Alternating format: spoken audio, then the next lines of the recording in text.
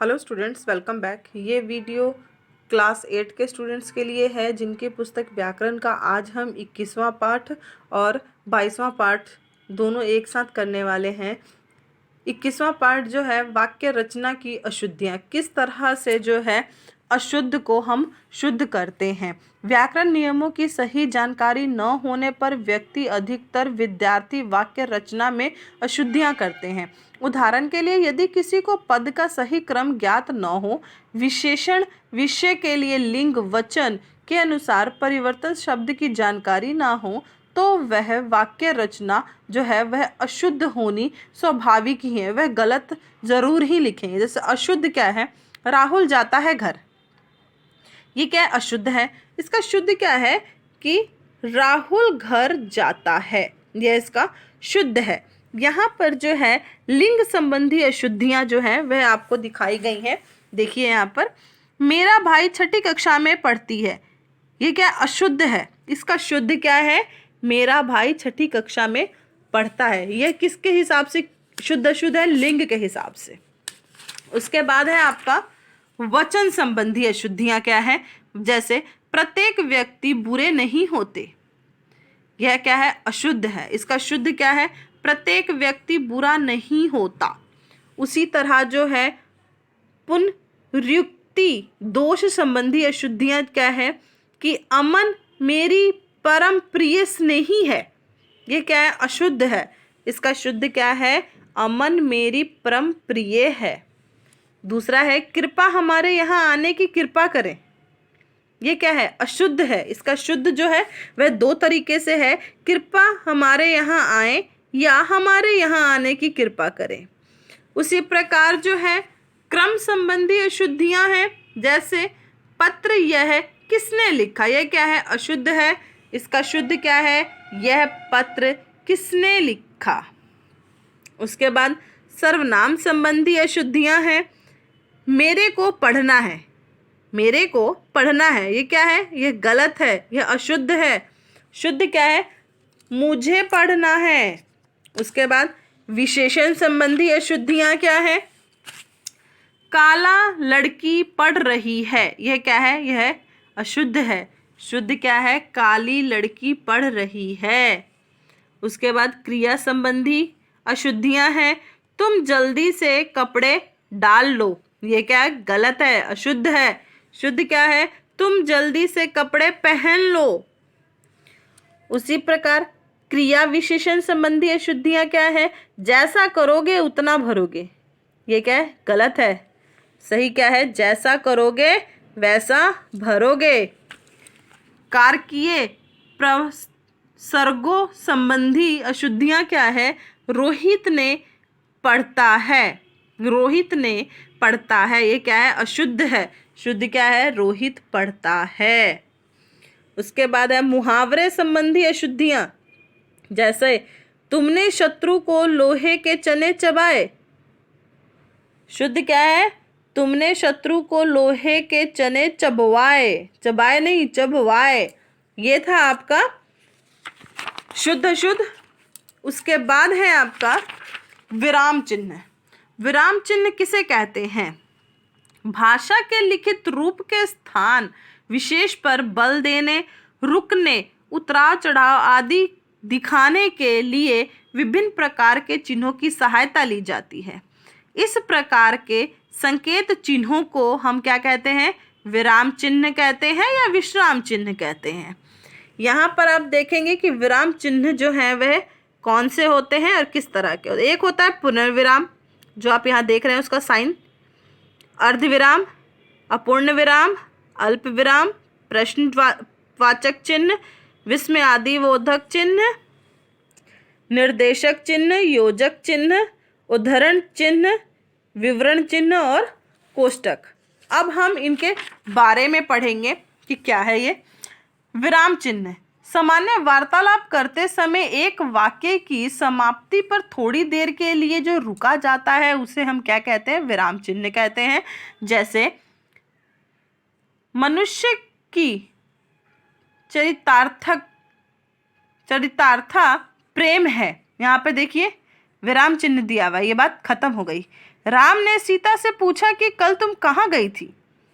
रुके हम, विराम चिन्ह दिया। उसके बाद है अर्ध विराम। जब पूर्ण विराम की तुलना में अपेक्षाकृत थोड़ी कम अवधि के लिए रुका जाता है, वहां हम अर्ध विराम चिन्ह का प्रयोग करते हैं। जैसे रमन देर से सोकर उठा, यहाँ देखिए अर्ध विराम है।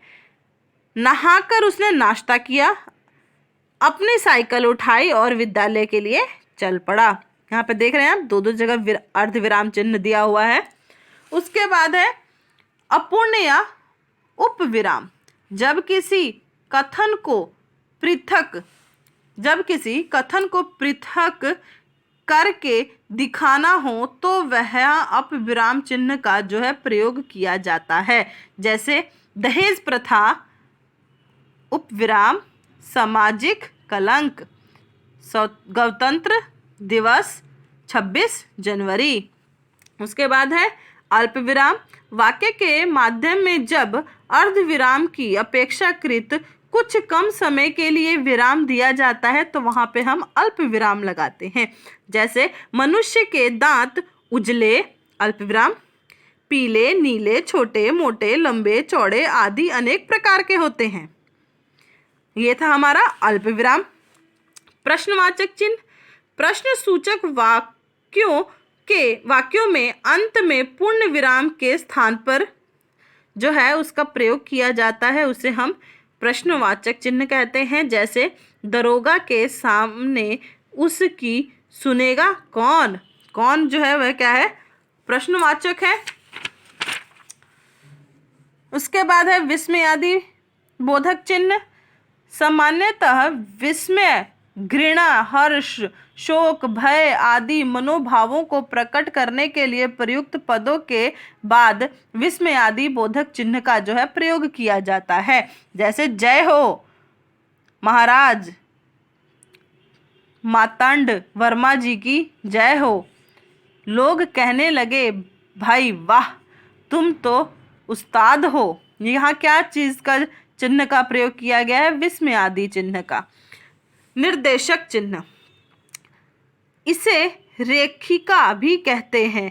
इस चिन्ह का प्रयोग जो है वह निम्नलिखित स्थितियों में होता है। जैसे वे सच्चे अर्थ में धरती की पुत्री थी। कौन, साध्वी, सरल, सबके प्रति ममतालु।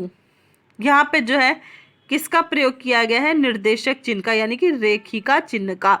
सरस्वती रेखिका चिन्ह है। अरि प्रतिमा, ओ प्रतिमा। उसके बाद है योजक चिन्ह। योजक का अर्थ होता है जोड़ने वाला।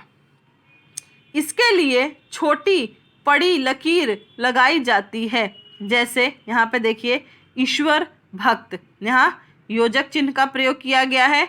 पति पत्नी योजक चिन्ह का प्रयोग किया गया है, जोड़ा गया है दोनों को। उद्धरण चिन्ह, यह चिन्ह दो प्रकार के होते हैं। इकहरा उद्धरण चिन्ह अथवा दूसरा दोहरा उद्धरण चिन्ह। जैसे यहाँ पे दिया हुआ है, हम पढ़ेंगे। सुभाष चंद्र बोस ने कहा था, देखिए दोहरा चिन्ह है, तुम मुझे खून दो, फिर उसके बाद एक हरा चिन्ह है, मैं तुम्हें आज़ादी दूंगा। इसे हम क्या कहते हैं, उद्धरण चिन्ह कहते हैं। उसके बाद है विवरण चिन्ह। इस चिन्ह का प्रयोग वाक्यांशों के विषय में कोई सूचना, निर्देश आदि देने के लिए किया जाता है। जैसे लिंग दो प्रकार के होते हैं, यहाँ पे देखिए विवरण चिन्ह लगा है, पुरुषलिंग और स्त्रीलिंग। भाषा के मुख्यतः दो रूप हैं, कौन कौन से, लिखित और मौखिक। उसके बाद है कोष्टक चिन्ह। इसका प्रयोग निम्नलिखित स्थिति में होता है। वे पुकुर यानी पुष्कर, पुकुर का जो अर्थ यहाँ दिया है और ब्रैकेट में डाला हुआ है उसे हम क्या कहते हैं, पुष्कर में से पानी भर लेता है या लेते थे। मुंबई, मुंबई को क्या कहते हैं, सॉरी बम्बई, बम्बई को ब्रैकेट में क्या लिखा है यहाँ पे, मुंबई में उनकी बैठकें हुआ करती थी। या जैसे हम अथवा नंबर 1 डाल के ब्रैकेट दिया, नंबर 2 डाल के हमने कोष्टक चिन्ह जो है लगा दिया। यही था हमारा जो है आपका विराम चिन्ह।